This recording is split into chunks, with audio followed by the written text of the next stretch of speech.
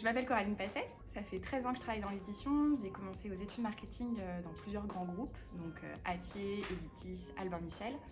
J'ai fait, donc l'idée c'était de comprendre, d'ajuster les ouvrages aux attentes des différents publics, des différents lecteurs. Et j'ai fait un intermède dans le français langue étrangère pour une école de FLE, donc qui recevait des étudiants de l'étranger en France. Mon boulot, c'était de comprendre qui étaient les publics, ce qu'ils attendaient, ce qu'ils voulaient comme formation pour bien apprendre le français. Après cet intermède dans le FLE, j'ai eu l'occasion de rejoindre de nouveau le groupe Albin Michel Éducation.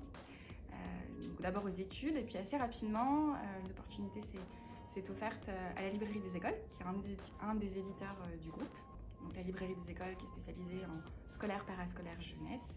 C'est environ 70 titres par an, on était 3, et là j'ai été responsable marketing commercial pendant un peu plus de 2 ans. En 2020, j'ai eu envie d'aider d'autres maisons d'édition, de ne pas travailler que pour une seule maison. Et donc j'ai lancé mon entreprise Délivrable. Délivrable, c'est deux choses, c'est un podcast et des solutions sur mesure pour aider les éditeurs indépendants à développer leur vente concrètement. Et donc je suis partie de deux constats. Le premier, c'est que le secteur de l'édition est très fragmenté. Donc c'est pour ça que j'ai eu l'idée de créer un podcast pour aller à la rencontre des professionnels du livre, certains que, même si je travaille depuis plus de 10 ans dans l'édition, certains que je ne connaissais pas bien. Et puis avec cette idée aussi que même les bons livres ne se vendent pas tout seuls. Et donc c'est en ça que petit à petit j'ai développé mon activité pour proposer des solutions au carrefour de la communication et de la commercialisation aux éditeurs indépendants. Pour tout ce qui va être conseil et formation, ça concerne toutes les maisons d'édition, sachant que moi, mon intérêt personnel, il est plutôt pour des éditeurs indépendants qui ne vont pas forcément avoir l'équipe en interne pour les accompagner sur le volet diffusion. Et puis après, sur tout ce qui va être travail de diffusion, là c'est beaucoup plus resserré sur des maisons d'édition jeunesse. Alors il y en a plusieurs des enjeux dans mon métier, et je dirais que le premier aujourd'hui, il vient des éditeurs, c'est qu'il y a 3 solutions, je dirais, aujourd'hui de diffusion. La première, c'est l'autodiffusion. La deuxième, c'est la diffusion déléguée auprès d'un diffuseur de taille moyenne, donc que ce soit Harmonia Mundi, que ce soit Belle Lettre, Serendip, enfin, il y en a quand même quelques-uns qui existent sur le marché aujourd'hui. Et puis il y a la diffusion déléguée dans des grands groupes éditoriaux. Chacune de ces solutions a ses avantages et ses inconvénients. Je dirais que c'est compliqué d'accéder aujourd'hui à un diffuseur de groupe éditorial quand on est une maison d'édition jeunesse qui se lance ou qui est encore en phase de croissance.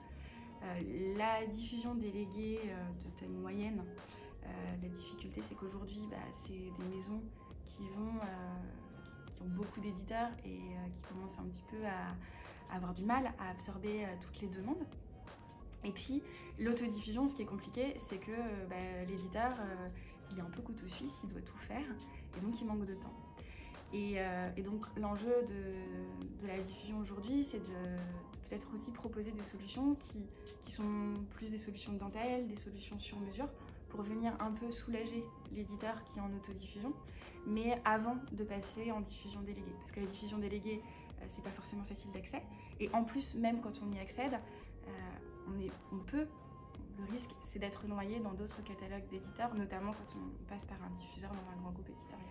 Moi, ce à quoi je crois beaucoup, c'est de développer des solutions qui viennent vraiment regarder quelle est la ligne éditoriale de la maison, ce qui lui correspond.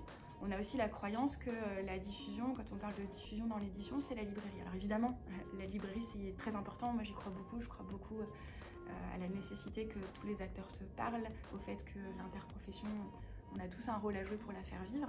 Et en même temps, en édition jeunesse, il y a plein d'autres solutions de vente. La librairie est très importante, mais là par exemple la crèche, c'est un relais de croissance.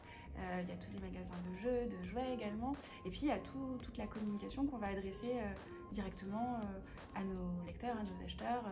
Donc tout ce qui va être communication digitale, tout ce qu'on va pouvoir leur adresser. Donc ça nous amène aussi à réfléchir vraiment à qu'est-ce qui fait que cette maison est différente, qu'est-ce qu'elle apporte que les autres ne vont pas apporter. Et on voit bien que cette question de vendre, elle pose d'autres questions bien plus en amont sur l'essence de la maison.